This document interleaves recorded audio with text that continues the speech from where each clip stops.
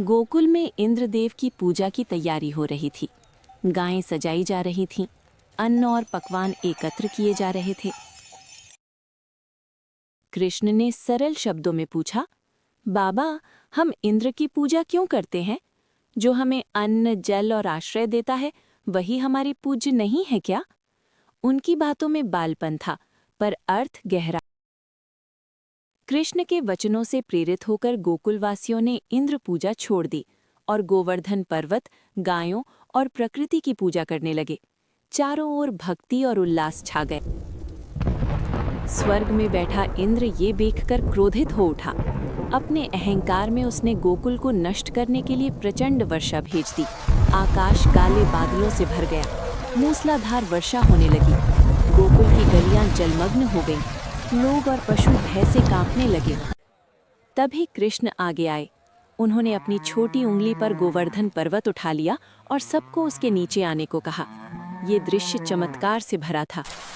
7 दिनों तक कृष्ण ने पर्वत उठाए रखा। न वर्षा भीतर आई, न किसी को कष्ट हुआ।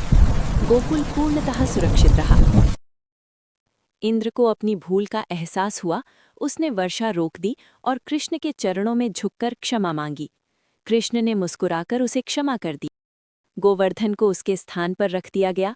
गोकुल में फिर से शांति और आनंद लौट आया। लोगों की आंखों में भक्ति झलक रही थी। एक पूर्णिमा की रात, यमुना के तट पर चांदनी बिखरी थी। कृष्ण ने मधुर बांसुरी बजानी शुरू की। बांसुरी की धुन ऐसी थी कि वृक्ष, नदी और वायु भी ठहर गए।